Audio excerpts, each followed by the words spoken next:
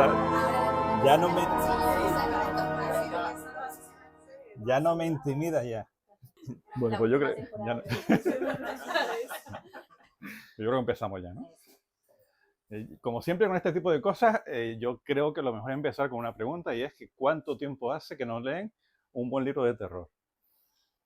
Todo el mundo tenemos esa sensación.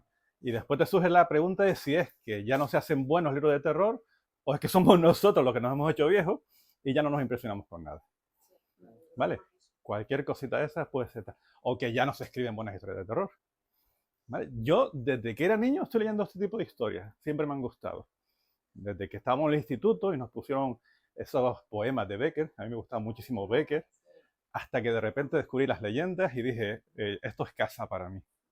Empecé con las leyendas de Becker, seguí descubriendo El gato negro de Poe, que es un cuento que a mí personalmente me aterrorizó y sigo manteniendo ese miedo a pesar del paso del tiempo. Y ya después crece, aparece Stephen King, empiezas a leer todas sus historias. Sobre todo yo era de los que veía la película y después me iba al libro a leerlo. Pero que empiezas a disfrutar de eso. Y para mí hay un cambio en un momento dado. Yo hice una especie de intercambio en Alemania, que me fui para allá. Y en una librería que había por allí, todos los libros alemanes, solo había un libro en español, que era El horror de Dunwich de Lovecraft. Yo compré aquello, no tenía ni idea de quién era Lovecraft, me lo compré.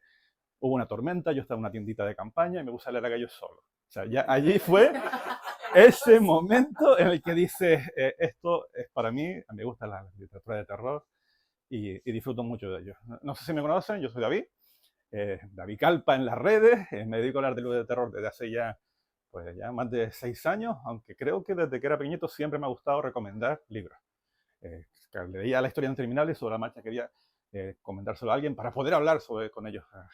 Generalmente era la sensación de querer compartir este tipo de cosas. Tengo un canal de YouTube, tengo un canal de TikTok, todo este tipo de cosas que ya los conoces. En esta presentación lo que vamos a hacer es repasar un poco 10 libros que para mí son bastante divertidos, entretenidos, que les puedo recomendar.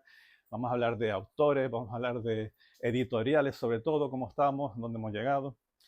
Y entre todo eso surge que por qué nos reunimos aquí en una librería como Random Five en esta semana, esta quincena oscura, a hablar de terror, que es lo que hace que nos atrapen este tipo de historias. Tengo esta diapositiva, yo creo que es generalmente porque es una experiencia catártica. Nosotros leemos estas historias, nos enfrentamos a unos miedos que desde la seguridad de nuestro sofá nos podemos afrontar. Situaciones que para nosotros son tremendamente angustiosas, te surge toda esa adrenalina que lo estás leyendo y sin embargo te sientes seguro en casa. Sabes que no vas a tener ningún problema cuando cierres el libro y pasará adelante sin que nos afecte. Y eso, en cierto modo, nos libera el estrés. A mí, por lo menos, con el trabajo que tengo, que es muy estresante, llego a casa, me leo un par de historias de estas, mato unos cuantos niños, como veíamos, y a mí me tranquiliza, me libera y no deja de ser una experiencia pues, bastante agradable como esa. Después, porque sirven este tipo de libros para explorar tanto al individuo como a la sociedad. Si se paran a analizar un poquito, cuando se ponen a olvidarse de qué es un libro y empiezan a investigar acerca del género, pues la presencia de Drácula, el vampiro, no deja de ser una alegoría de lo que suponen las enfermedades, la llegada de la peste. Cuando Drácula se transforma en rata y se dedica a caminar, pues la gente tiene miedo a esas enfermedades. En el siglo XX se ve muchísimo más claro con la presencia de la tecnología. Cuando se inventan esos grandes telescopios, pues el Oscar empieza a imaginar cosas que hay más para allá. Las guerras mundiales pues empiezan a aparecer ese miedo a lo nuclear y a esas criaturas monstruosas. Pero después con pequeños detalles, como estábamos hablando antes de psicópatas asesinos, edging hace que empiecen a proliferar pues, un montón de libros relacionados con el tema. O cuando ¿cómo se llama? El Charles Manson decide matar a Sharon Tate con todo aquello, empiezan a surgir todos los libros de posesiones demoníacas, de exorcismos y todo eso. Siempre va a reflejar un poquito la sociedad que es del momento, ¿no? También porque nos emociona las cosas chungas. El morbo lo tenemos dentro. Nos guste o no nos guste, que nos cabreamos cuando cogemos una caravana de coches que se dedican a mirar al accidente, llegamos y hacemos todo. Porque nos gusta lo prohibido, nos gusta todas las cosas morbosas. Eso es una cosa que la llevamos dentro. El ser humano es morboso por naturaleza. Y también este tipo de historias supone una profunda reflexión acerca de quiénes somos, hasta dónde estamos dispuestos a llegar para salvarnos en este tipo de historias, qué es el mal, de dónde se origina ese mal y qué es lo que se esconde detrás de la muerte. Generalmente la presencia de fantasmas nos indican que a lo mejor después de eso pues vamos a tener un problemita. Y sobre todo nos gustan los libros de terror, o sea, leemos libros de terror porque nos gustan. ¿Vale? A mí me gusta muchísimo y con eso empiezo a disfrutar de ellos. Antes de empezar, iba a decir, pues ya llevo hablando 10 minutos, yo quiero hacer un pequeñito homenaje a quien me ha traído aquí, o al menos quien me ha servido de inspiración a lo largo de todos mis años de que he estado leyendo libros. Y son 4 personajes que para mí son importantes y que seguramente han pasado desapercibidos para muchas personas. Por ejemplo, José Mallorquín, no sé si lo conocen, es complicado, yo no lo conocía, ¿vale?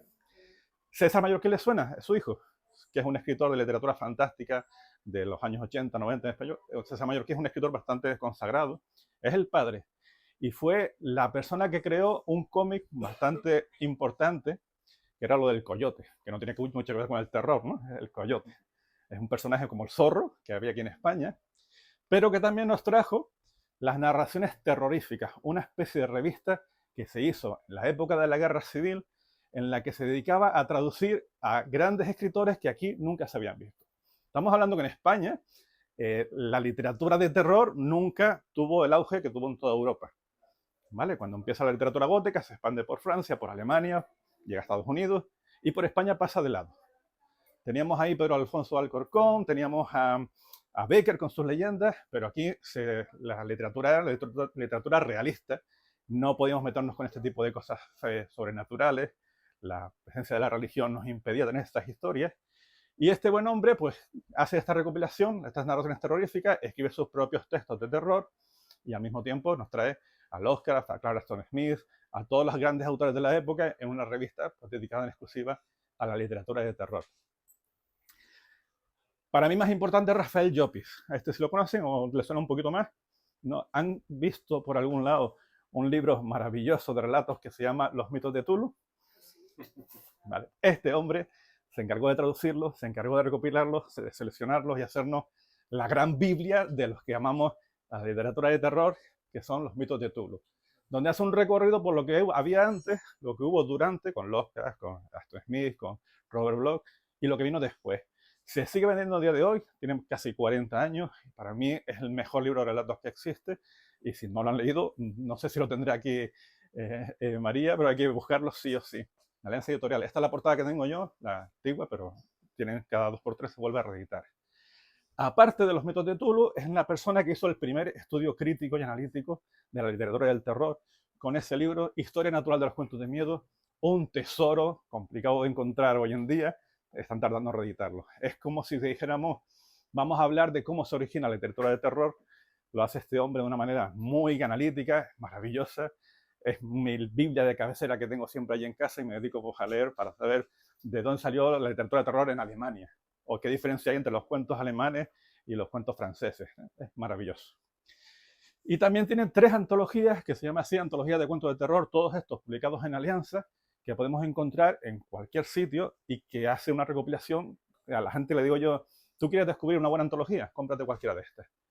Quizás no son los más conocidos, pero sí son los más representativos de lo que supone la literatura de terror. 2 personas más importantes, a este se lo conocemos. Sí. Este es el tío que me acojonó. Vale, yo me acuerdo pequeñito, me pongo a ver la tele, veo a este hombre todo gracioso haciendo sus programas, sus introducciones, y me pone en la tele El Increíble Hombre Menguante. Mira tú. Esa peliculita que me asustó tanto que yo dije, yo quiero leer, quiero vivir, experimentar estas sensaciones. Chicho Bañez Serrador. Aparte de eso, si han visto la película ¿Quién ha matado a un niño?, la película que dirigió este hombre, la pueden encontrar en Filmin o en cualquier cosa de esta. Pues casi 40 años después, telita con las películas de este hombre. Buenas. Y este también es más desconocido, pero es que a mí toda esta gente me conformó como lo que soy ahora mismo. Juan José Plans. Este hombre tenía un programa de radio que se llamaba Historias en Radio Nacional de España. No sé si les suenan eso. Era dramatizaciones de las historias que nos gustan de terror. Pues el tío hacía como obras de teatro que puedes escuchar en la radio.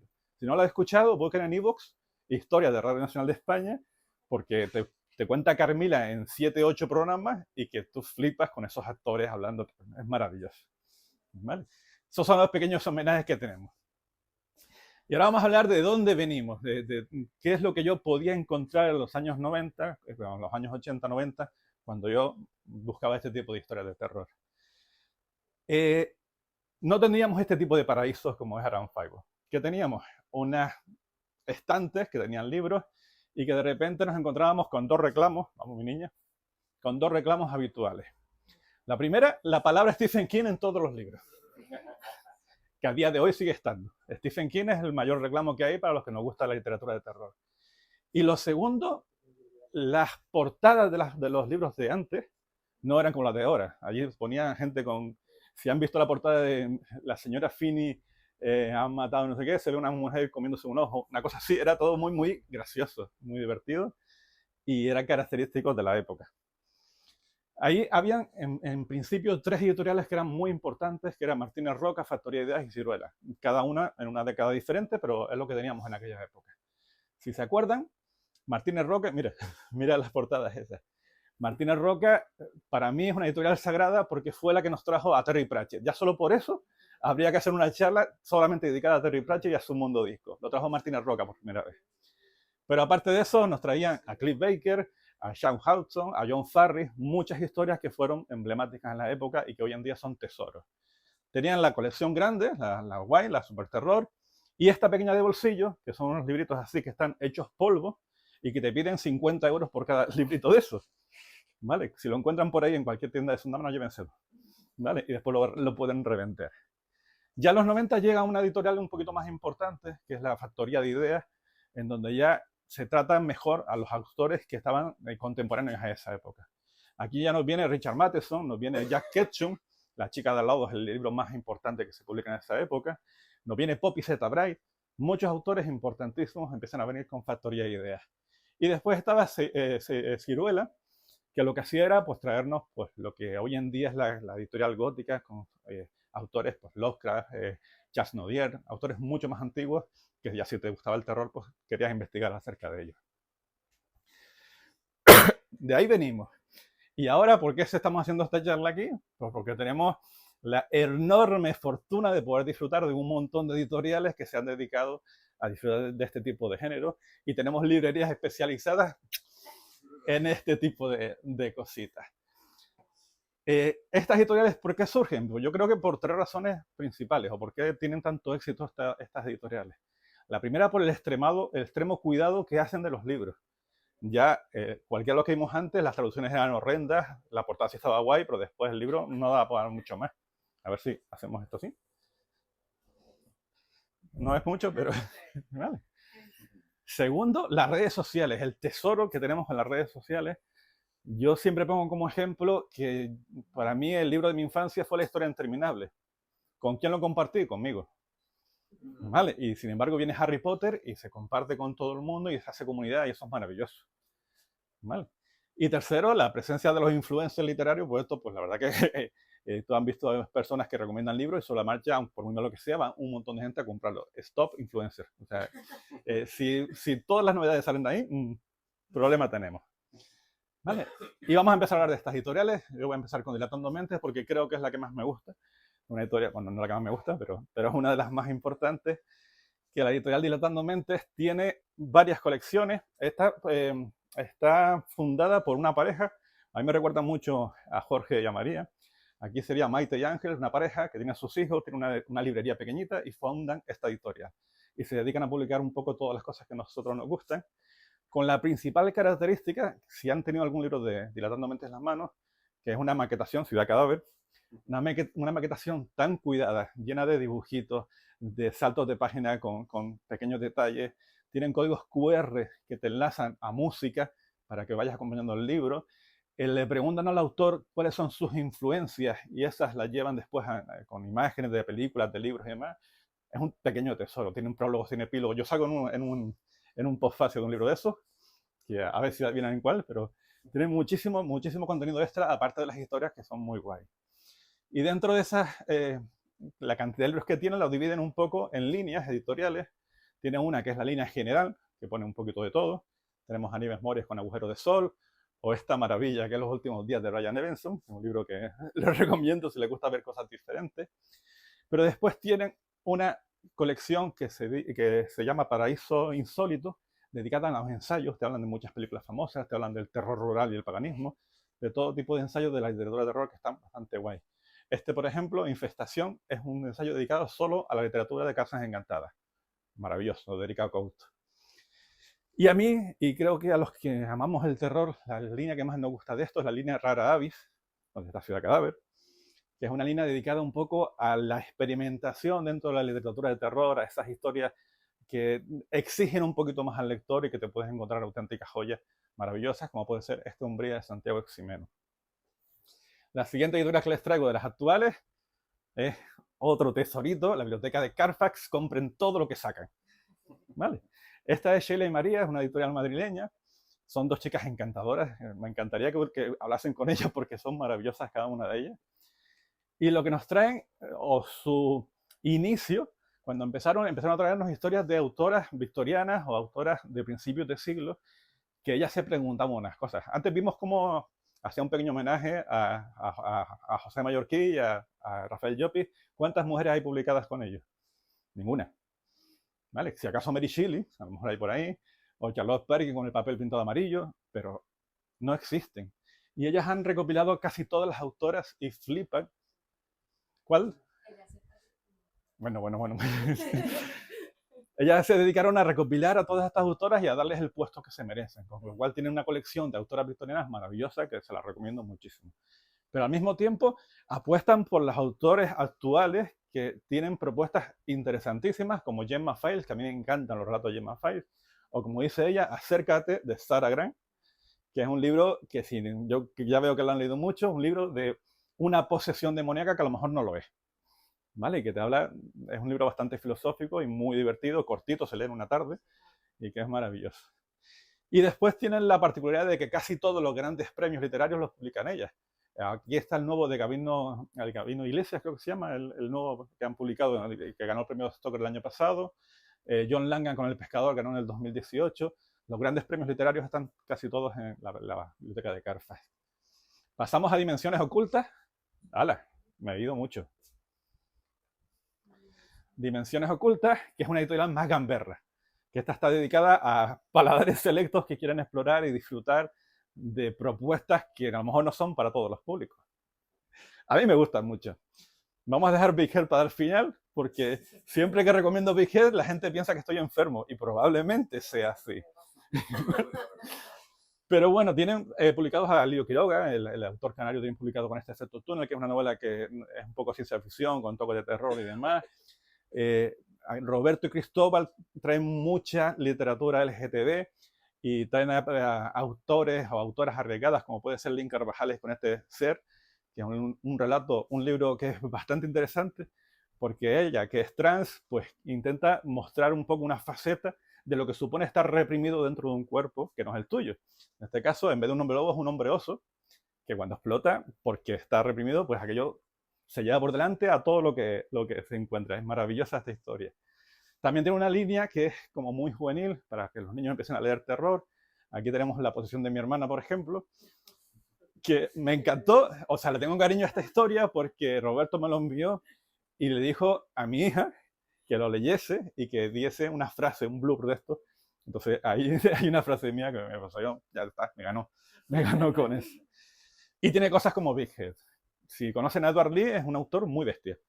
Muy bestia, hasta el punto de publicar cosas que no se publicarían si la gente tuviese dos dedos de frente.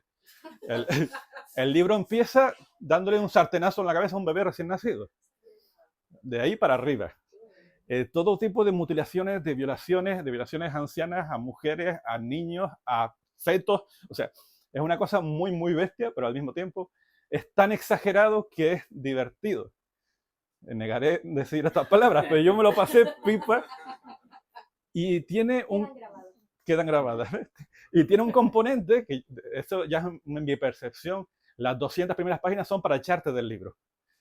Y a partir de ahí empieza, digo, vaya, hasta si te quedaste aquí, es porque te gusta esto y te voy a lanzar todo lo que vi. O sea, son libros muy exagerados.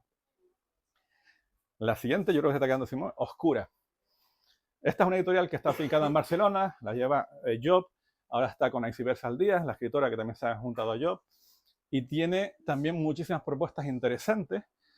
La cosa que más me gusta de ellos es que es la única editorial que conozco ahora mismo que se dedica a recopilar libros de relatos para que conozcamos a los autores. Ahí te puedes encontrar a Nieves Mori, a Jesús Cañadas, a Guillem López, a quien te dé la gana, que si tú dices quiero descubrir a nuevos autores, pues tan genial las 4 recuperaciones que tiene. Este año fue la última, cuarta, y tenemos a Verónica Cervilla en la cuarta. Sí, ha salido por aquí una historia así como de bruja muy, muy guay. Tiene publicaciones muy divertidas, como Ring Shout o Jack Sparks, son libros recomendadísimos. Y también publican en catalán, ¿vale? Que es una editorial de allí que aprovechan y tiene una edición del Exorcista preciosa en catalán, que la tengo solamente por lo bonita que es. Y han tenido la suerte de publicar La Casa de los 100 Escalones, que si no conocen la literatura de David Hasso, hoy vamos a hablar un poquito de este libro también. David Hasso estuvo muchísimos años fuera del panorama y a través de la editorial Apache, pues empezó a recuperar todos sus relatos y que el hombre que ya no quería escribir más ha vuelto a las andadas y ha hecho ese pedazo de libro del que vamos a hablar hoy, probablemente. Y por último, Valdemar, que no podíamos dejar pasar de hablar de esta editorial, que para los aficionados al género es la editorial que prácticamente honra a la literatura de terror, sobre todo con una colección gótica, con sus 150 volúmenes, que son caros, que son una joyita, pero que cada uno de esos libros pues, son como un sueño para nosotros, los que amamos el libro del terror, pues, poder tener una edición de Drácula como la que hay ahí o cualquiera. Tienen muchísimas colecciones, pero yo creo que la gótica es la más conocida y la que más nos gusta. Pero tienen, por ejemplo, la colección intempestiva dedicada a los ensayos. Hay ensayos fantásticos, como puede ser este Danza Macabra de Stephen King. Tiene uno que se llama Paisajes del Apocalipsis, donde hacen la recopilación de todos aquellos artículos científicos o que se han publicado en revistas que están prohibidos. O sea, entrevistas a psicópatas que van relatando lo que han hecho, cómo cocinar a seres humanos, o sea, cosas muy, muy bestias. Paisajes del Apocalipsis, anoten. Vale, tiene la colección Diógenes, que es la misma que la gótica, pero en formato bolsillo, mucho más económica, pero con el mismo contenido, lo cual es muy interesante. Y intentaron la colección esta, la de Intempestiva, fue el intento de Valdemar de hacer lo mismo que hacía con la gótica, pero con autores actuales. Y es una colección de 8 números, si no recuerdo mal, brutales. ¿Qué pasa? Que estos sí les costaban dinero y no pudieron cargar con lo que suponía los derechos de este tipo de obras, con lo cual se paró, y es una pena, porque era maravillosa. Y editoriales hay muchas más. Tenemos a Orsini, tenemos a Apache, de Demeter, siempre hay muchas editoriales nuevas que van surgiendo y cada vez va surgiendo más. Ahora hay una nueva que saca el libro el día 31, que se llama Pánico Books. Están surgiendo muchas editoriales del terror. Exacto, esa, pues la va a publicar ahora mismo, vamos a ver qué tal está. De aquí no sé si han visto algo de Orsini. Orsini está dedicada a la literatura bizarra y es maravillosa, porque son historias que sorprenden con sus argumentos. Después le pondré una de ellas que a mí me gusta muchísimo, porque la verdad que hacen propuestas totalmente diferentes a las que estamos acostumbrados. Y ahora vamos a hablar de... bueno, también hay editores aquí en Canarias, que vamos a darle atrás. Tenemos aquí Cetro, Fundación o Garoé, son las 3 más representativas que tenemos aquí por Canarias. La de Garoé, la editorial de Garoé está por aquí. Vale, Raiko Cruz fundó Fundación, está trayendo clásicos universales, tienen publicados a Frankenstein, con el prólogo de Leandro Pinto, han publicado el Castillo de los Cárpatos, si no recuerdo mal, y tienen algunos libros como este, Algo peor de la muerte, escrito por el propio Raiko, que habla de unas brujas allí en Aruca, que está súper guay, es muy divertido. La de Noctámbulo en Cetro, de Miguel Agarralde, es una historia de un vampiro que anida en la iglesia que tenemos aquí al lado del Parque San Telmo, que está por allí el vampiro esperando. Garoé pues tiene El perturbador del verbo, las obras de Luis Alberto Enrique, de Germán Vega, muchísimas obras súper interesantes. Y después, ¿cómo se llamaba?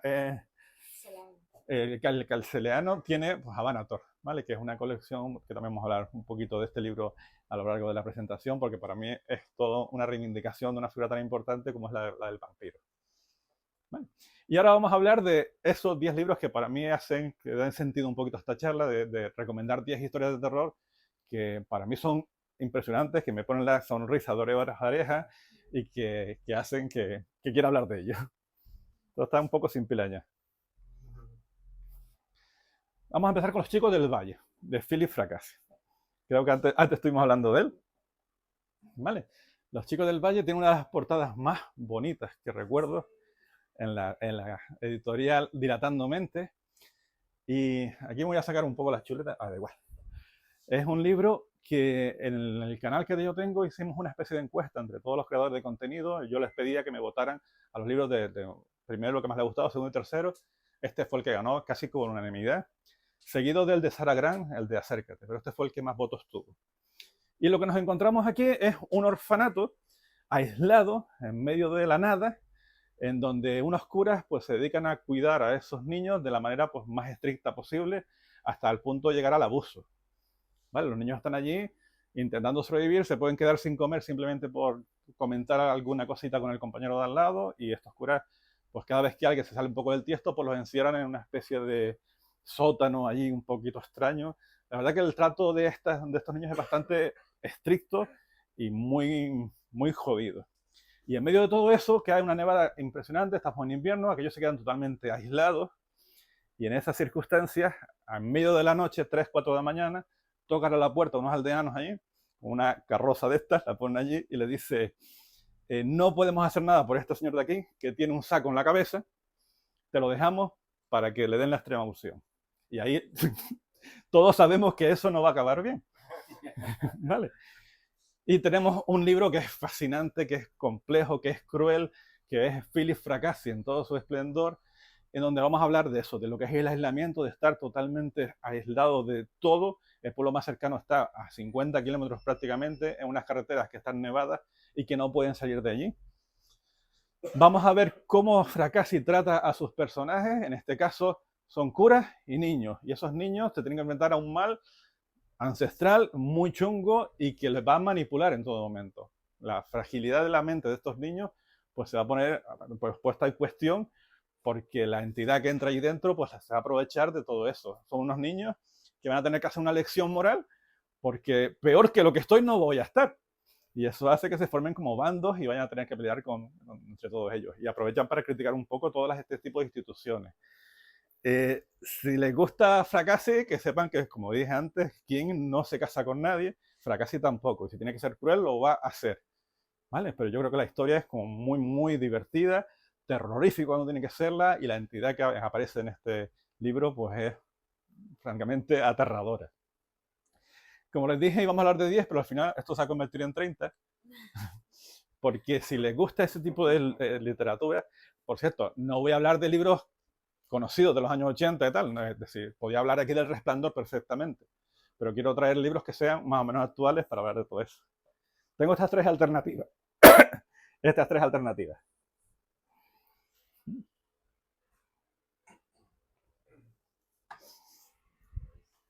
Por un lado, esta sorpresita, Pinos Blancos, de Gemma Amor, que es un horror rural de estos convencionales, que yo cuando lo estaba leyendo pensaba lo mismo de siempre, pero no lo es. Lo típico que vas a un sitio con unas costumbres diferentes, la gente es toda muy hostil, hay una isla ahí un poco compleja de acercarse a ella, pero cuando entras allí en esa isla, aquí se lía parda de una manera que yo no me lo esperaba y que me encantó. Es un aislamiento totalmente diferente. Igual que esta, que va a ser una de las grandes novelas de este año, si no la han visto, estamos hablando de Carfax, ¿vale? Se llama Donde yo termino, de Sophie White. Aquí, ya de qué va la historia la vemos en la cubierta del libro, pero la experiencia de leerla es totalmente diferente. Es una chica que se encarga de cuidar a un monstruo que no sabemos lo que es, que está allí dentro de esa casa, y esta niña tiene que hacerse cargo de su cuidado. Y aquí vemos el aislamiento que sufre ella, no tanto a nivel físico, sino que los vecinos del pueblo no quieren saber nada de ella, ni de ella ni de su familia. Y ella quiere jugar con los demás, con otros niños, pero no puede. Tiene ese tipo de aislamiento, y a partir de ahí pues surge la historia maravillosa, uno de los grandes libros de este año. Y Stephen Graham Young, con El último indio bueno, también tiene otro tipo de aislamiento. En este caso hablan de los nativos americanos, los indios, ¿vale? Cómo se tienen que enfrentar a la sociedad actual, cómo están totalmente apartados, cómo sufren ese racismo ahí en Estados Unidos. Y en medio de todos ellos, pues uno comete un error en su infancia y tienen que enfrentarse a esa criatura que tiene forma de mujer y cabeza de ciervo con cuernos y que le empieza a atacar. Es muy guay este libro, a mí me encantó. La segunda, bueno, yo, si han visto mi canal, aprovecho para hacer montajes un poco chorra de los libros. ¿Vale? Ahí se ve a mi hijo, a la cabra por ahí, bueno, chorrada. Segunda de las propuestas que les tengo, para mí el libro que más me ha gustado este año ahora mismo, Negro tal vez. Esto pasa totalmente desapercibido. De Attila Veres es un autor húngaro. Yo no vengo aquí a decir yo soy el que leo cosas así extrañas. No, yo cojo lo que me encuentro, pero lo he disfrutado como un enano y todos aquellos que lo han leído piensan lo mismo. Recopilación de relatos, tiene unos 20 relatos, no sé exactamente cuántos. El primero de ellos se llama Morder a un perro, perdón. ¿Vale? Y es una chica que está allí paseando su caniche, a lo mejor era un Doberman, no sé, va paseando su perrito por un parque, se acercan otros perros a atacarla y la reacción que tiene ella de manera natural es, ¿qué hago? Cojo y muerdo al perro. Los perros se acojonan, salen corriendo y ella de repente se siente empoderada. Digo, hostia, ¿qué he hecho? Me ha gustado, me han obedecido y de repente todos los que están a mi alrededor me respetan. A partir de ahí empieza el relato. ¿Vale? Por supuesto, su novio dice, ¿qué te pasa? ¿Vale? Pero es una historia muy, muy, muy entretenida. La siguiente que se presenta viene a ser como una especie de grupo de música maldito que todo el mundo ha oído hablar de ellos, pero nadie sabe a ciencia cierta lo que ha pasado. Están haciendo una investigación al respecto, un relato muy, muy entretenido. Después te va a unos niños que ven como sus ositos de peluche están muriendo, están perdiendo el algodón y demás, que parece como muy tierno, muy bonito, pero no lo es, porque telita con los ositos y con todo lo que nos cuenta. Son historias diferentes, totalmente diferentes a lo que estamos habituados. Y por eso a mí me pareció un libro alucinante con cada una de las historias. La última de todas, la que se llama Negro tal vez, todavía la tengo aquí grabada en la cabeza, porque telita. No le voy a decir de qué va, pero es algo de un horror rural chungo. ¿Vale? Muy guay. Todos los relatos de esta recolección hablan un poco del malestar existencial y quizás por eso conectamos tanto. Nosotros tenemos ya una edad y a veces nos sentimos que no servimos para nada, que hemos estudiado para qué pasa con nuestras vidas. Los personajes de estas historias pues también están igual. Y lo que hacen es buscar soluciones que no son del todo adecuadas. ¿Vale? O me voy a hacer una minacoteca a lo mejor y me pongo ya a probar sustancias un poco extrañas. Me hago un viaje a un sitio en el que todo el mundo me dice que no debería ir. Son relatos muy, muy existenciales. Tienen mucho que ver la hibridación de géneros porque aquí prácticamente hay de todo. Hay horror cósmico, hay horror corporal, hay horror rural, hay un poquito de todo y se va mezclando con música, se va mezclando un poquito con todo. La verdad que la hibridación aquí es muy importante y es muy simbólico. Por ejemplo, hay uno de los relatos en donde la gente nace y muere bajo tierra. ¿Vale? O sea, tú vas a nacer y te tiran allí en medio de un ataúd, te ponen allí para que tú nazcas de una manera diferente a la que estamos acostumbrados. O los propios ositos esos que te van a hablar de la muerte para los niños, para que entiendan lo que significa morir, pero mal. O esa vinacoteca, cada una de los brebajes que van probando los personajes les hace experimentar sensaciones que otras personas han probado. Y cada cual más chunga. Entonces, tiene mucho componente simbólico. A mí me parece un libro maravilloso, una recopilación que recomiendo muchísimo y que si la encuentran. Aquí había una, pero creo que ya no está. Y si está, cójanla. Morder a un perro. Aquí como alternativa me fui un poco a lo exótico. Autores que no son lo habitual. Tenemos aquí a Bo Rachung con Conejo Maldito, una escritora coreana. También súper recomendable esta recopilación. Aquí se habla mucho, por ejemplo, del segundo de los relatos que se llama La Cabeza, donde una señora está tranquilamente en el baño y de repente algo le habla desde la vasija. ¿Vale? O la cabeza. Una cabeza formada por algo. No se lo voy a desvelar si lo encuentra, ¿vale? Y esa cabeza poco a poco va a ir creciendo. Y ella dice que no quiero hablar contigo, pero la cabeza va a ir creciendo. Increíble. Una historia de esta que no puedes olvidarla por lo chunga que es. Luigi Mussolino es un escritor italiano que también está trayendo propuestas súper interesantes. Me gusta porque apuesta porque las historias de terror den miedo y que tengan finales chungos. Así, si estás metido o no estás metido, no es tu problema. Habla mucho del aislamiento en los Alpes. Está muy guay también. Y yo tengo especial cuidado, aunque ahí se ve un poquito mal, a Erin La Roca, con los títulos de estos son maravillosos. Los árboles han crecido porque yo los regué con mi sangre. Muchos relatos que tienen que ver con la muerte, con la enfermedad y con el amor. O sea, a mí este autor en concreto me gusta muchísimo y es totalmente diferente a lo que estamos acostumbrados. El siguiente es Dientes Rojos, de Jesús Cañadas. No sé si han leído algo de Jesús Cañadas. Vale, pues Fundido a Negro es el de este año, que es igual de bueno que este. ¿Vale? Lo que pasa es que yo cogí este porque fue el primero y es maravilloso. Jesús Cañadas es un actor gaditano que está afincado en Berlín y que se podría decir ya que es un artesano de los libros porque el tío los trabaja muchísimo, trabaja mucho la profundidad de los personajes y en el que nos traen aquí, en Dientes Rojos, es una muestra excelente de lo que es capaz de hacernos con este tipo de historias. De eso te voy a hablar porque la segunda parte de este libro es bastante polémica.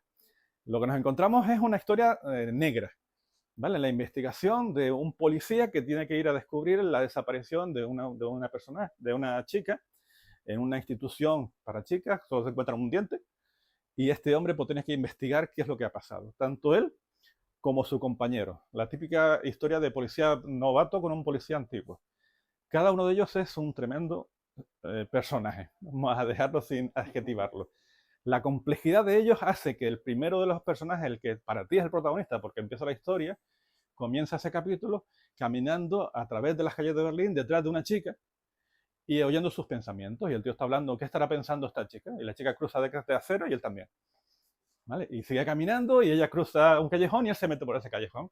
No dice que tenga intenciones de incomodarla, pero tú lo estás sintiendo que la chica está cada vez más incómoda, cada vez camina más deprisa. Ese es el protagonista. ¿Vale? Que ya de ahí te está presentando que no es un personaje bastante agradable. Pero es que su compañero es el típico personaje racista, misógino, todos los adjetivos chungos que tú puedes asociar a una persona las tiene él. Pero a lo mejor no está tan equivocado según va planteando la situación que van ocurriendo.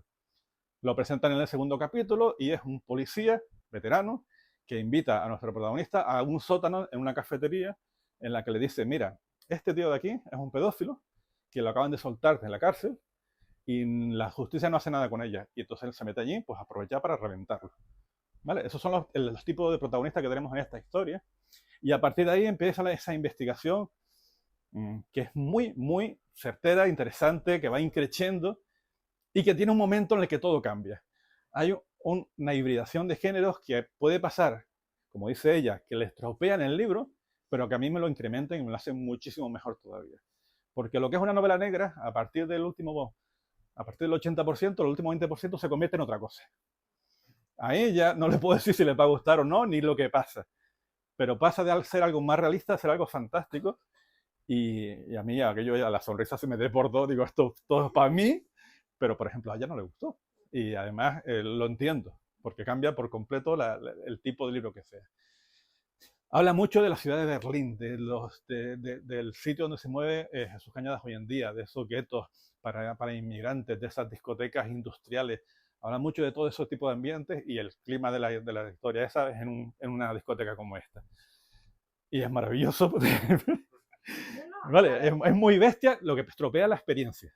A lo mejor si hubiera sido todo por ahí, es que hubiera sido. Como que me dijo, pero si lo separo, si leo la segunda parte sola o leo la primera parte sola, me parecen brutales las dos. Pero cuando las unes, como que no me termina. Hay gente que tiene eso. Si le gusta la nueva, que me dijo que había leído tú, el de Fundido a Negro, la nueva es muchísimo más redonda en cierto modo, pero yo me quedo con este porque fue el primero que descubrí. Y si le gustan esos personajes ambiguos, vayan a leer cualquier novela de Nieves Morie, ¿vale? Que es especialista en describir la violencia de una forma única. A mí me recuerda a Tarantino en ciertos aspectos. Si leen esta novela, Agujeros de Sol, el primer capítulo es maravilloso. Es una descripción detallada de algo que ha pasado dentro de la casa. Dientes por las paredes, o sea, te va a describir como si tú fueras una cámara que vaya caminando y descubriendo la situación. Y los personajes ahí son también bastante ambiguos. O Woody, en la que tratamos un poquito la enfermedad mental, con ese personaje que no tenía muy claro lo que estaba pasando, pero sí que está oyendo voces en su cabeza. A mí me encanta mucho ese libro. Y la cubierta, que es horrible, cuando lees el libro dices, ah, pues no es tan horrible, es certera en lo que quiere contar. ¿Vale? Y a mí me gusta mucho Ponzoña, de David Luna Lorenzo, que es una especie de nueva versión de La Semilla del Diablo, pero en plan chungo y que a mí me parece maravillosa. Aquí el montaje de Dientes Rojos. Y seguimos con La Casa de los 100 Escalones.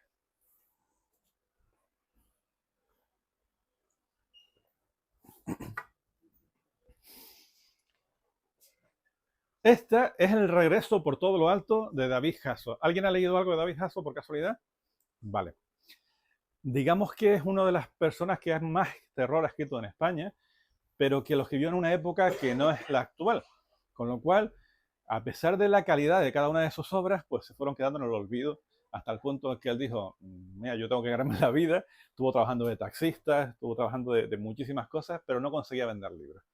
Hasta que la editorial Apache, que estuvimos viendo antes allí, eh, una de las miembros de la editorial pues, hizo una tesis doctoral acerca de la obra de David Hasso y le convenció para poder publicar todas sus obras con Apache. Lo veremos por ahí en alguno de los libros. Cualquier relato de David Hasso es voy a pasarlo de puta pena, directamente. Porque tiene, yo que soy un poco malvado, le puse una a mis hijas el otro día en el audiolibro y contaba en ese relato cómo una niña se queda atrapado justo en el medio de cuando el ascensor estaba bajando y lo cuenta. ¿No? ¿Lo has leído esa historia o no? ¿No te suena? Vale. Y lo que hace es ponerte las cámaras, un tío que está vigilando todas las cámaras de vigilancia y va contando cómo se ve lo que ve en la cámara de abajo, lo que ve en la cámara donde está la niña atrapada, la madre corriendo hacia la planta de arriba a ver si aprieta el ascensor y sube, y lo va contando mientras se ríe. O sea, que te lo hace pasar muy mal. Y aquí también lo hace. ¿Vale? En la casa de los 100 escalones. Me gusta especialmente porque hay una aglomeración en el mismo libro de lo que es el terror y lo que es el horror. Que repasamos un poquito, en el terror lo que nos encontramos es la percepción del protagonista o de los lectores que sienten a la hora de experimentar algo. Puede que sea o no real, pero es lo que están sintiendo. La maldición de Hill House. ¿Vale? ¿Es una casa embrujada o es lo que está percibiendo ella? ¿Vale? Y sin embargo, en el horror ya tiene el componente sobrenatural. Que aparezca un fantasma, un demonio, un vampiro. Eso es el horror en sí. Aquí están las dos, en esta historia. Y lo que nos encontramos en la Casa de los 100 Escalones, que si tienen interés, la semana que viene se presenta el Club de Lectura de Round 5 y vamos a empezar con este libro, porque me parece un libro que hay que analizar y disfrutar como se merece. Lo que nos presentamos son dos historias. La primera es un escritor frustrado que tiene un intercambio de correos electrónicos con una escritora novel y que él le insinúa que si lo que quiere es hacer un libro especialmente potente, tiene que experimentar las sensaciones de ese libro.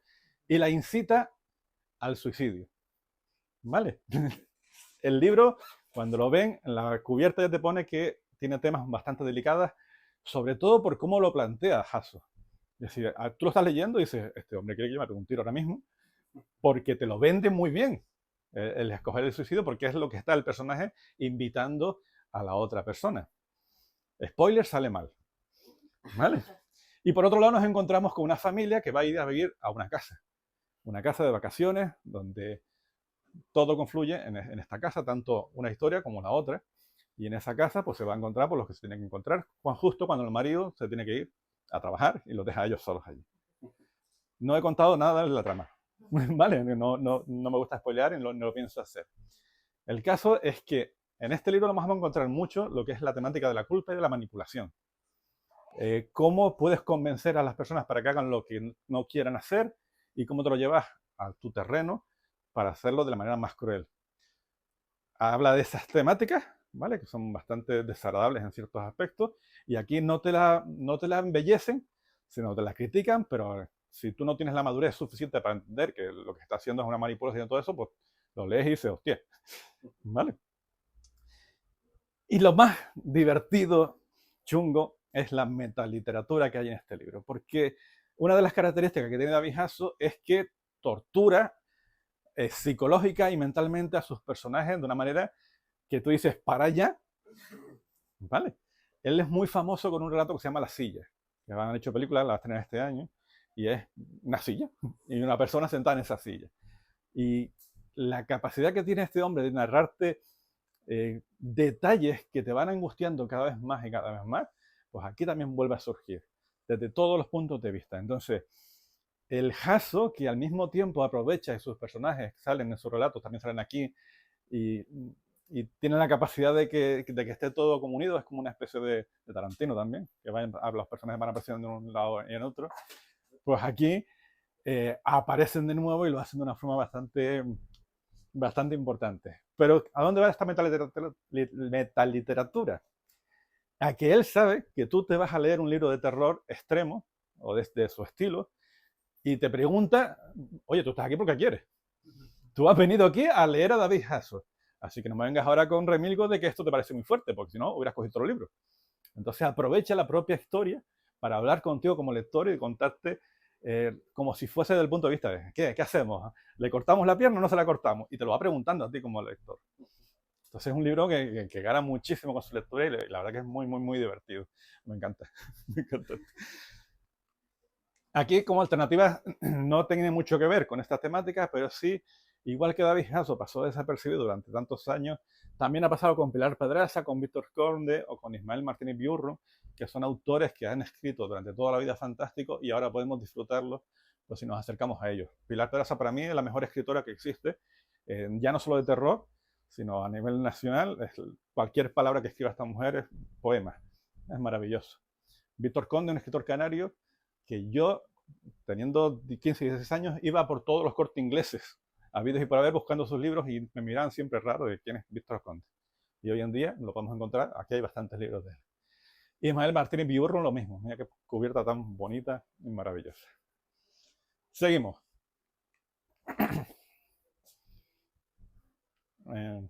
Hay fantasmitas y hay asesinos en serie. Hay un poquito de todo. Teseo en llamas. No sé si conocen a Beatriz Alcaná. Deberían conocerla si vinieron aquí a la inauguración de Ranfaibo, que vino, es la madrina de esta editorial, de esta librería. Una chica encantadora. ¿Sabes? Aquí les traigo Teseo en llamas. ¿Vale? Yo conocí a esta mujer porque me envió a casa, en su momento me envió su novela corta, una novela pequeñita que tenía, que se llama Chimna, que me gustó mucho, pero para mí era como en las montañas de la locura de Lovecraft, muy parecida, pero muy bien escrita. Digo, me gusta, pero me suena mucho a Lovecraft. Y después presenta esta, que viene ya con el premio de la novela de Ciudad de Salamanca. Y yo veo esa cubierta y menos terror me parece de todo. ¿Vale? Una pareja paseando por unas calles de Madrid y demás. Y lo que te ponen en la contracubierta te dicen que es una escritora que escribe igual que Mary Shelley, igual que Bram Stoker y demás. Digo, se han pasado 3 pueblos. Digo, esto es estropear la experiencia lectora porque te están comparando con los grandes. Y lo consigue. Que yo cuando estaba yendo digo, coño, pues tiene todo el sentido del mundo. ¿Por qué? Porque hace una reivindicación de la narrativa de terror clásica en el sentido de que sus obras se toma todo el tiempo del mundo para plantearte la historia. No va a saco a asustarte en el primer capítulo, sino te va a presentar unas atmósferas y unos personajes que poco a poco se van desarrollando hasta que la sensación de terror se te apodera de ti. ¿Vale? En esta historia nos conocemos a Berta, que es una chica de pueblo, que la envían a Madrid en plena posguerra a vivir con su tío, que tiene una farmacia, una boticaria en este caso, y que su tío está viudo y está casado en segundas nupcias. Ya estamos poniendo todos los condicionantes de una novela gótica, en donde vas a entrar en una casa grande, en donde te vas a encontrar un matrimonio con sus secretos y donde vas a tener que experimentar todo eso. Un gótico refinado, con un componente histórico importante, posguerra civil española, con todo lo que eso implica, pero al mismo tiempo habla mucho de la guerra de sucesión en Cuba. En la mayor parte de la novela está en primera persona, pero después hay una en tercera persona que te va a contar el misterio que pasa dentro de esa casa, que poco a poco se va a ir desvelando y que es muy guay. La capacidad que tiene Beatriz de narrarte esa historia hace que te quedes embobado, porque de repente empieza a hablar de todos los ungüentos y pócimas que usan en esa boticaria como si te las estuvieran describiendo en una foto. Es increíble como una primera novela consigue todo eso. Se gana el premio este de Ciudad de Salamanca, se gana el Celsius, se gana el premio Ignotus, lo gana todo. Y cuando lo lees, lo entiendes. Que la leo, haz que esto no de miedo. Estupendo. A mí me lo hizo pasar mal cuando de repente ves por dónde van los tiros. No se esperen fantasmas, no se esperen tal, hay un combate sobrenatural, pero es una novela que cuando la lees como tienes que leerla, es aterradora. ¿Vale? Me parece fantástica esta historia. Y para tener alternativas como esta, ay, esa es mi hija. Les traigo también otras 3 autoras españolas que están triunfando muchísimo. Tenemos a Marina Tena Tena, no sé si conocen cualquier novela de esas. Yo siempre se lo comento, yo hablo de mis experiencias. Es un libro que es un retelling de Barba Azul. Ya está, ¿vale? Pero que yo cuando lo estaba leyendo tenía a mi pareja al lado y era cada párrafo paraba. Digo, hostia, escucha, lee esto, y se lo leía en alto. Digo, venga, ya te dejo en paz. Y al siguiente párrafo otra vez. Está tan bien escrita que es asombroso esta novia roja, con ese erotismo bastante marcado, con esa capacidad de impactarte. O sea, me parece un librazo de la colección Pazuzu. Daría Piedra, que es la gran escritora de terror que tenemos ahora mismo en España, tiene aquí en edición una historia increíblemente maravillosa en un pueblo en España que no es una casa abandonada, es un pueblo, no es una casa embrujada, es un pueblo embrujado. Y allí ya la pareja protagonista se mete allí dentro y empieza a descubrir sus cositas. Tiene un personaje que sale en el prólogo del libro que se llama Jacinta la Grande, que es que tengo que contarlo. Yo sé que me lío con estas cosas, pero un colegio, una niña que está siempre fuera del colegio, una tal Jacinta la Grande, un poco deforme, muy grande y demás, y nadie quiere que pase dentro de la clase. Y el pobre maestro, que está allí de prestado, dice, venga, pasa para adentro. No. Que es el recuerdo a que los vampiros no deberían pasar, no deberían invitarlos. Aquí invitan a Jacinta la Grande y sería pardísimo. No es de vampiros, ¿vale? pero es un homenaje bastante tal. Aquí tengo yo el postfacio. Es que me encanta. Y ahora Verónica Servilla acaba de publicar esta de La Bruja de Viertán, que también, si conoces a Verónica, pues la verdad que es una de las narradoras más originales que tenemos ahora en el panorama. Más libros. Ahora vamos, creo, si esto quiere, hablar de algo un poquito más complejo. Esta no es para todo el mundo. Posiblemente está entre mis favoritos. Y creo que cualquiera que lea este libro, mira qué cubierta más maravillosa. Aquí está, pero han cambiado la cubierta. Hay una edición nueva. Entramos ya dentro de lo que es el terror del siglo XXI. Es un terror filosófico. La palabra que se suele usar para denominar este tipo de narrativas es terror ontológico. Y en lo que se habla es un poquito de si nuestra realidad, si nuestra existencia, si nuestro mundo existe realmente o estamos confundidos o estamos dentro de Matrix. ¿Qué está pasando que nos está llevando a la amargura? Porque la gente que lee este tipo de historias no puede ser feliz de ninguna manera. Es de John Patchett, que John Patchett es un ventríloco profesional y todo este libro tiene que ver con la ventriloquía, el secreto de la ventriloquía. Es como si fuese un manual compuesto por una serie de relatos, unos 10 relatos, que aparentemente no tienen sentido unos con los otros hasta que empiezas a leerlo y ves que se van repitiendo patrones. En el primero de ellos, por ejemplo, es una clase de meditación. La meditación, vamos a tranquilizarnos, a relajarnos, a alcanzar la iluminación, pero mal. Aquí, en vez de alcanzar la iluminación, vamos a alcanzar la oscuridad. En vez de relajarnos, vamos a quedarnos ya con mal rollo desde que empieza. En el segundo relato, por ejemplo, es el nacimiento de un psicópata, de un niño, que poco a poco se va convirtiendo en un psicópata. Pero no lo vean como voy a ver una historia. No, aquí es voy a leer algo que me está causando incomodidad. Hasta el punto de que tú lo lees y dices, yo no me he enterado de qué coño acabo de leer. Lo digo yo y me lo he leído 3, 4 veces y digo, es que no sé qué estoy leyendo. Pero me estás causando incomodidad. Y todo esto explota en uno de los relatos estrellas de este libro, que si por casualidad se atreven a leerlo, no vayan directamente a ese, que se llama 20 pasos para alcanzar la ventriloquía. Y es simplemente paso número 1, cómprate el muñeco, no sé cuánto. Paso número 2, tal, tal, tal. Cuando llega el paso número 14, tú dices, hostia. ¿Vale? Porque aquí John Patchett lo que te plantea es que a lo mejor creemos que el mundo este de los muñecos y que hablan con la boca y demás, pues quizás nosotros también formamos parte de un mundo como tal y que alguien nos esté manejando los hilos. Y que yo estoy dando esta charla aquí ahora porque alguien quiere que yo dé esta charla ahora. Hasta el punto en el que cierras el libro y se te queda un eco muy chungo que permanece a pesar del paso de los años y que te deja un regusto increíble, que para mí este libro se ha convertido en una cosa fundamental de lo que existe hoy en día en la literatura. No se lo puedo recomendar a todos, no creo que sea un libro para llevarlo a la ligera, porque es un libro que en muchas ocasiones no tiene sentido, pero sí te hace experimentar muchísimas emociones, lo cual para mí es fundamental. Y si le gusta este tipo de literatura, hay que recomendar también a Ligotti, por supuesto, que es el creador de todo este tipo de género, del horror ontológico. Es el mejor escritor que hay de este tipo de literatura, Tomás Ligotti. Puse Teatro Grotesco, pero Valdemar los tiene todos. Tiene Grimscript, tiene Sueño de un corazón, Soñador Muerto. Esta es una cosa bastante curiosa que ha sacado Dilatando Mentes, que es de Simón Estranza, La nada los todo, que ya con el título te hace una idea de por dónde van los tiros con este tipo de literatura. La nada los todo.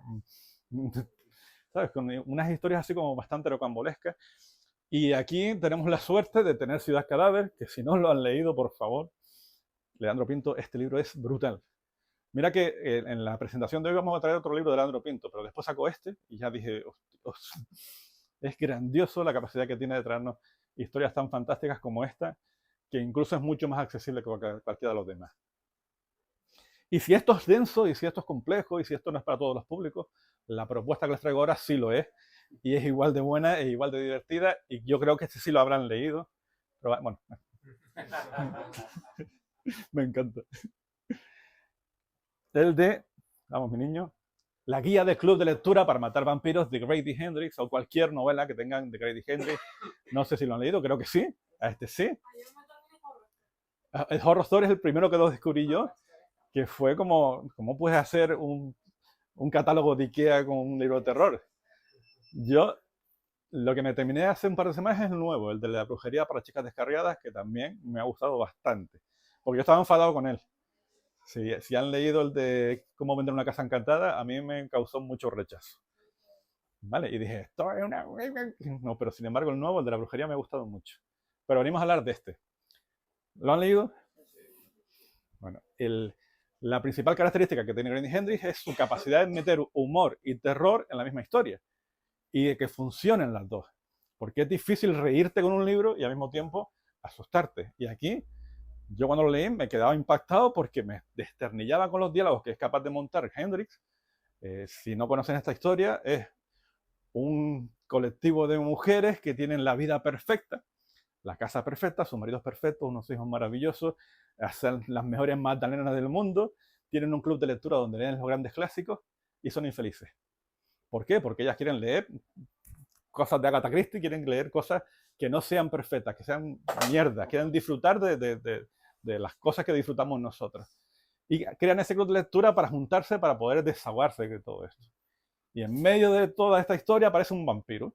Pero un vampiro de los chungos, yo creo que fue uno de los vampiros más originales que he leído en mucho tiempo. La primera vez que lo vi comiéndose a lo que se come, me pareció algo como desagradable de leer. Y que es un vampiro que no deja de ser una representación del mal que atesora a este libro, porque una de las características principales que tiene Hendrix es que en cada una de sus historias se dedica a hablar de una problemática social. En este caso, la crisis inmobiliaria de finales de los 90, en donde ese vampiro deja hacer una analogía de estos banqueros que se aprovechan de la gente para llevárselo todo y dejarlo como lo dejan, ¿no? En este caso es este vampiro. Ataca sobre todo a los más desfavorecidos, no a la gente de clase alta, sino a los pueblos que estaban al lado, de los negros y demás. A estos me los llevo todos. Y aquí, hombre, claro, se aceptan a las chicas y es cuando ya surge la historia. Pero Hendrix suele aprovechar eso. En la nueva, en la de las brujas descarriadas, es una institución a donde llevaban a las mujeres que se quedaban embarazadas siendo adolescentes, para que no las vieran, pues las apartaban en esa institución. Un libro que la verdad que recomiendo bastante. Entonces, si consigues meter en un mismo libro una historia muy divertida, con unos diálogos que hace que te esternilles viendo cómo la ironía de esas mujeres cuando se ven juntas, que no pueden hablar de ciertos temas, pero que aprovechan para soltar esas pullitas, pues lo hacen muy, muy divertido. Y el terror, si lo leyeron, a mí todavía tengo aquí en la cabeza la secuencia de las cucarachas. ¿Vale? A mí es de las cosas más aterradoras que he podido leer en mucho tiempo, así maravilloso. Si juntamos terror con humor, yo les recomiendo estas tres que tenemos por aquí. En los últimos días de Jack Sparks, una especie de periodista muy cínico que se ríe de toda la gente que habla de lo sobrenatural, que va al programa de Iker Jiménez a partirse el culo delante de él, este tipo de cosas, y que va a registrar un exorcismo en medio de una iglesia y empieza a reírse del cura y mira, seguramente eso es puro de guisante. Spoiler. No termina bien. Y es una historia muy divertida, a mí me encantó y además más profunda de lo que parece. Esos tres exorcismos de Solomon Job, también dos curas, pues ahí vemos en la cubierta a un cura con su sotana en moto y con una escopeta. Pues eso es divertidísimo. Hay un relato dentro de esa recopilación que son todos relatos, pero al final tiene sentido los dos últimos. Hay un relato en donde el tío se va a la casa a la mansión de una vampira porque quiere experimentar lo que experimenta la gente con los vampiros y se deja seducir el cura este y se echa un polvazo con los vampiros allí, que es muy, muy bueno. Y Matrioska, ¿se acuerdan que hablamos de Orsini? Antes de lo que es el bizarro. Este es un ejemplo. Ya he convencido a María para que traigan las novelas de Orsini. Es un señor que se enamora de una muñeca Matrioska. Grande. ¿Vale? Ya partimos de una base bastante surrealista. Y cuando se va a presentar a los padres, dice, me quiero casar con su hija. El padre matriosco y la madre matriosca le dicen, sí, estupendo, me parece bien, pero te has enamorado de esta cara, de la matriosca. Y para yo darte la autorización a que te cases con mi hija, tienes que enamorarte de cada una de sus capas. Así que te vas a encerrar en esta casa y cada día vas a conocer una capa diferente. ¿Vale? Se quita la primera capa y aparece otra vez una mujer muy guapa, pero que es muy vulgar. No quiero ir más allá. ¿Vale? Muy vulgar, dice, esta no es la chica de la que me enamoré. Esta es muy soez, está hablando siempre con malsonante. ¿Vale? Se enamora de ella por las razones que pasan y se quita la siguiente capa, que ya no le voy a decir nada. Pero es bizarro, es decir, que la siguiente capa es ¿qué? ¿Vale? Y la siguiente, pues cada vez va a más. Divertidísima. No deja de dejarte un mensaje de que tienes que enamorar de todas las facetas de una persona, no en la física, sino cada cual somos muchas personas dentro de una. Pues aquí eso es maravilloso. Seguimos, que ya, ¿cuánto llevamos? Llevamos ya un rato. Perdonen que yo me pongo que hablar. Nuestra parte de noche. ¿Vale? Yo creo que lo conocemos todos. Hablaremos poquito de él. No sé si lo han leído, pero si no, yo le digo un poquito por donde van los tiros. Para mí es el mejor libro que he leído desde que tengo el canal. Es decir, fue una cosa, un impacto importante. Se lleva el premio Heralde de novela y se lleva todos los premios habidos y por haber relacionados con el género. Y nos presenta a Mariana Enríquez, una escritora argentina que es una escritora que escribe muy bien las historias de terror y que al mismo tiempo es defensora de las historias de terror. Ahora compararemos con otras autoras latinoamericanas que siempre dicen que sus obras sí son muy guay, pero no son terror. No sé, El cadáver exquisito no es el terror que yo quería, pero es una historia de terror. Y cositas así. Ella no, ella dice, yo escribo terror y me gusta el terror y está todo el día hablando de terror en las redes. Si han leído esta historia, es la historia de Juan y Gaspar y de la mujer, María creo que se llamaba la mujer, no me acuerdo, Julia. Bueno, la historia de tres personajes que tienen en común que forman parte de una familia con un linaje oculto que pertenece a una sociedad secreta, una sociedad que trata con unas entidades oscuras muy chungas en medio de la dictadura argentina. Y a partir de ahí te presenta unos personajes que no te pueden caer bien porque su comportamiento de por sí es bastante cuestionable. En especial el de Juan y Gaspar, de los protagonistas, padre e hijo. Al padre lo vamos viendo arrastrándose por la vida con su bastón, demacrado, no puede con su alma. Y a pesar de eso, el trato que hace hacia su hijo es siempre de maltrato físico y psicológico. Pero por una razón que lo lleva a eso, y es que él no deja de ser un medium, un intérprete con esas fuerzas malignas, que tiene ese don y que sabe que su hijo también lo tiene. Entonces, lo que no quiere es que él pase que su hijo pase lo que pasó él. Con lo cual intenta quitarle de la cabeza todas esas ideas de una manera que podemos cuestionarlas, pero no se queda muy claro si es un acto de amor o si es un acto de todo lo contrario. Juega con esa ambigüedad y la verdad que es bastante potente la historia. Aquí el terror que se trata es sobre todo qué pasó en la dictadura argentina con las desapariciones de tantas personas. Le dan una explicación a todo eso, los experimentos que hacen dentro de esa mansión. Empezamos a descubrir lo que sería el gótico andino, el gótico latinoamericano, pues casi se sientan las bases en esta historia. Y al mismo tiempo vemos la personalidad de Mariana Enríquez, como casi todos los escritores actuales, que aprovechan y ponen en la misma historia, ponen sus experiencias. Aquí habla mucho de música, de sus conciertos, habla de el volcán. ¿Se acuerdan cuando se retransmitió en televisión española y en prácticamente todos lados aquella erupción del volcán en Colombia? No recuerdo el nombre del volcán, donde apareció una niña que se llamaba Omaira, que se quedó atrapada y retransmitimos en vivo la muerte de esa niña. Pues aquí se habla de ese tipo de historias, ¿vale? Un poco toda la cultura que ha ido adquiriendo Mariana Enríquez, pues la mete dentro de esta historia. Una novela única, maravillosa, para mí la mejor novela que he leído desde que tengo el canal, y si no lo han leído es un tocho importante, se la recomiendo muchísimo. Estamos esperando, hace 6 años de este libro, todavía no he escrito ninguna novela nueva, sino muchos cuentos. Como alternativa vemos todo lo que sería la narrativa latinoamericana por muchas escritoras. Mandíbula es brutal, contundente. Mónica Ojeda, una escritora maravillosa que trata los temas que nadie quiere tratar, ¿vale? El acoso escolar, los abusos, todo este tipo de cosas, y lo hace de una manera bastante contundente y maravillosa.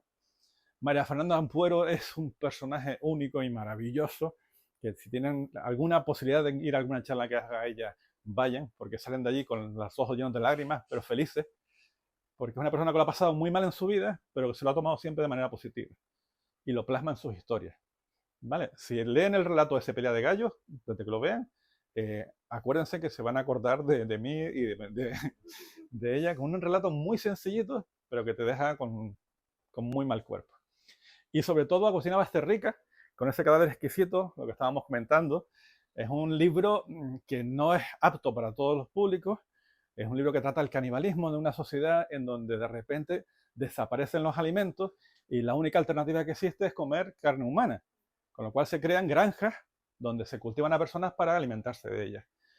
Y ahí, pues ya la historia ya de por sí bastante contundente, es una alegoría muy importante acerca de lo que se hace en las fábricas, en los mataderos y demás. Quizás esta es la razón por la que a mí no me gustara, porque yo me esperaba otra cosa, pero creo que es un libro que a todo el mundo le ha gustado y por eso lo traigo por acá, porque el libro es bastante contundente. Vale, aquí tenemos el homenaje a nuestra parte de noche. El siguiente que traigo es La Madre del Frío de Miguel Saladía. Yo aquí voy a ser imparcial. A mí este libro me pareció maravilloso. Fue el libro que más me gustó del año pasado. Vale, este libro de La Madre del Frío. Hablamos de folclore, hablamos de la mitología que existe en España. Sabemos todo lo que es el Wendigo, todos sabemos lo que es un hombre lobo, todo esto lo conocemos, pero el folclore español no lo conocemos tanto.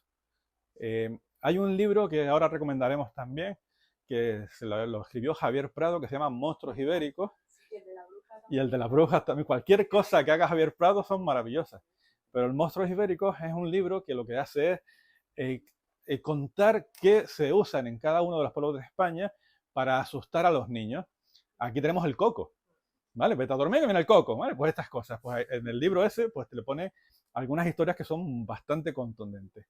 Entre ellas, el Casamentides o el Cuco, que sale como protagonista en esta historia, que es un personaje al que se apela para decirle que a los niños no digan mentiras, porque si dicen mentiras va a aparecer una especie de señor grande con una capucha que te va a meter un pájaro dentro de la boca atravesando tu diente y te va a salir por el corazón. ¡Pum!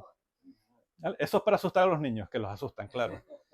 Pues ese personaje aparece al principio, en el capítulo número 1 de este libro, donde hay una actriz de cine que de repente se le explota el pecho porque sale un pájaro, y a partir de ahí toda esa es la descripción muy detallada de cómo aparece ese personaje en la ciudad y de repente vuela y se mete por la boca. O sea, una cosa maravillosa. Pero es que en el capítulo 2 se presenta una especie de pacto demonio, un pacto demoníaco con un sapo gigante que aparece desde el infierno para hacer ese pacto demoníaco con un protagonista. Es decir, ya de por sí estamos hablando de que estamos en Galicia, de que las meigas existen y que el mundo fantástico interactúa con el mundo real de una manera pues, maravillosa. A mí yo estoy dentro cuando me ponen historias como esas. Yo digo, este es el mundo que existe.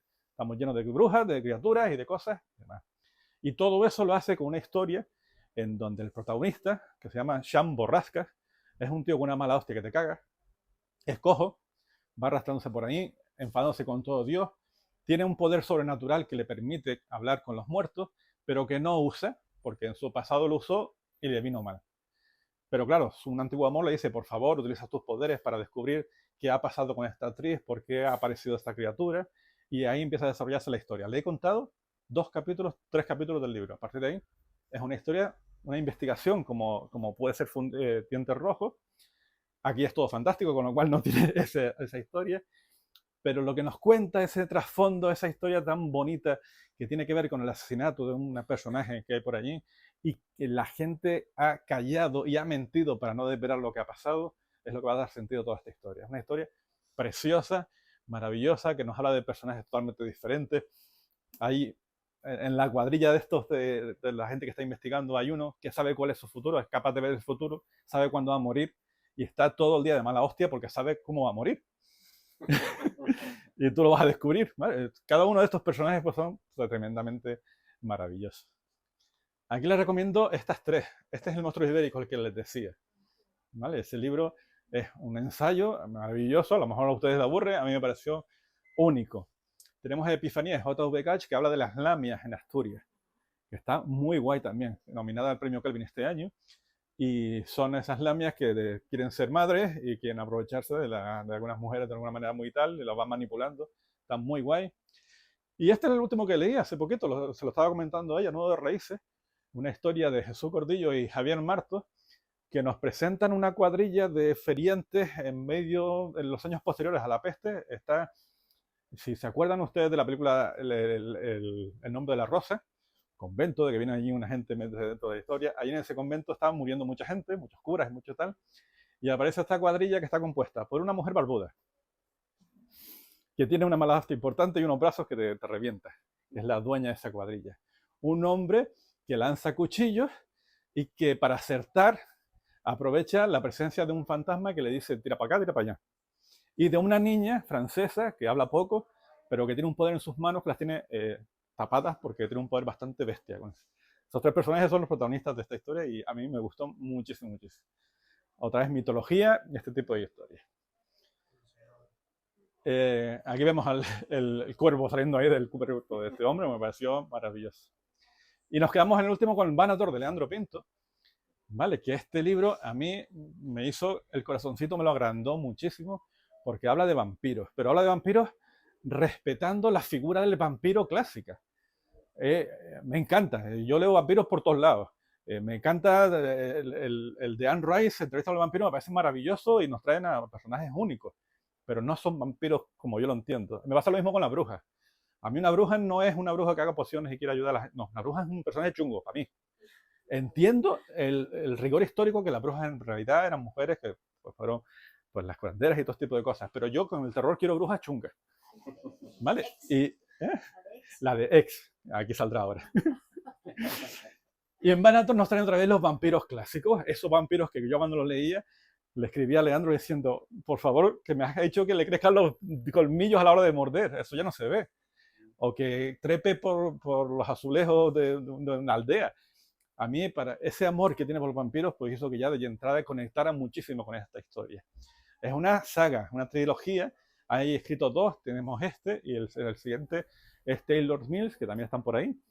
Cualquiera de los dos es absolutamente recomendable, pero bueno, yo empecé ya como ese y yo espero y deseo que el año que viene podamos ver cómo termina y eso te responsabilizo a ti, porque ella es editor no, es agente de Leandro y la voy a obligar a que saquen el tercero, porque además está todo encaminado a un final pues, bastante importante. Y una de las principales características que tiene Vanator es que Leandro, que tiene escrito tropecientos mil libros de todo tipo de género, de repente hace un ejercicio de cambiar la manera de narrar y empezar a escribir como si fuese un escritor del siglo XIX, principio del siglo XX, cambiando un estilo más decimonónico a la hora de escribir. Y eso se denota, porque tú estás leyendo el libro y no te haces una idea de que sea un libro escrito a día de hoy, sino que de hace muchísimos años. Y eso es fantástico porque de repente estás leyendo tu personaje favorito de una manera que ya no se escribe como antes. Y bueno, para mí esto es maravilloso, se lo recomiendo muchísimo.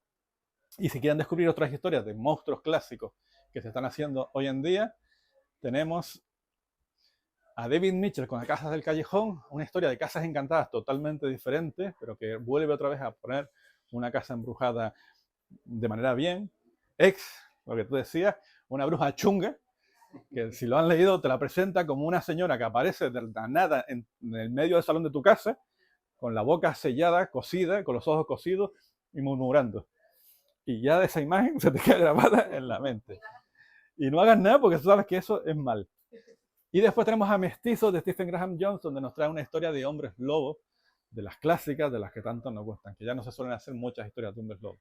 Con lo cual son alternativas, cualquiera de ellas, igual de potentes. El montaje de Vanator que te da.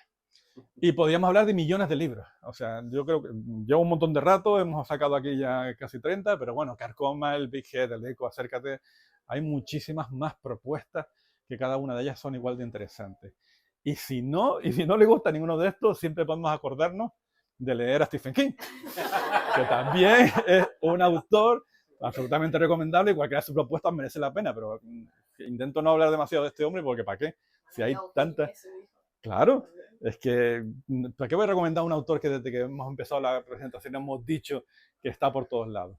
No, yo creo que hay propuestas igual de interesantes y espero que hayan descubierto alguna que otra o que tengan el interés de descubrirlas. Así que ya creo que ya. Muchas gracias.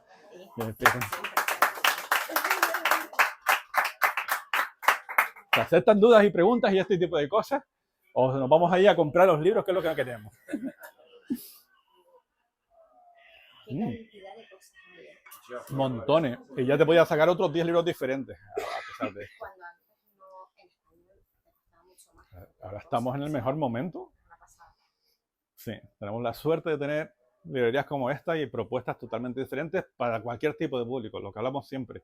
Si te vas a leer Big Head, sabes a dónde vas a meter. Y te puedes disfrutar de una historia muy, muy, muy bestia o algo más sutil como puede ser la de Betty Hacaná. Es decir, ahora hay libros para todos y eso hay que celebrarlo. Por eso se hace esta charlica. No, y acércate. Acércate. No, y propuestas que antes eran impensables, lo de Bora Chung, una de autora coreana aquí en España. O la Pilar Sal. Literatura asiática independientemente de es difícil elegir. Lo peor es eso, que... Y que por culpa de los influencers, porque tenemos el rollo este de tener que... Tengo que leerlo todo. No. Yo leo a mi ritmo, lo que me apetece. Que no nos pagan por leer. No. Ya podrían. Y nos olvidamos de disfrutar de leer, que al final es lo que estamos buscando en todo eso. No tenemos que leer todas las novedades. Sí. A veces como el Goodreads y tal, son súper chulos, pero también te puede meter la mentalidad de tengo que leer uno más. Sí, No. Yo me hago bien el segundo año del canal, digo, voy a ver si llego a los 100. Digo, voy a leerme libros pequeñitos para ver si llego. No, tienes que disfrutarlo como si son exacto. 15, pero son 15 bien leídos. Exacto, esta es la idea. De ese no hablamos aquí, pero podríamos hablar de ese tesorito que tenemos Juan David Duclés. Sí. Es nuestra parte de noche de ahora. Sí. Exacto. Es maravilloso. Ya voy más de la mitad y... Yo te digo, yo tengo la intención esa de olvidarme tanto de las novedades, siempre leo novedades si hay algo que me interesa, pero estoy descubriendo...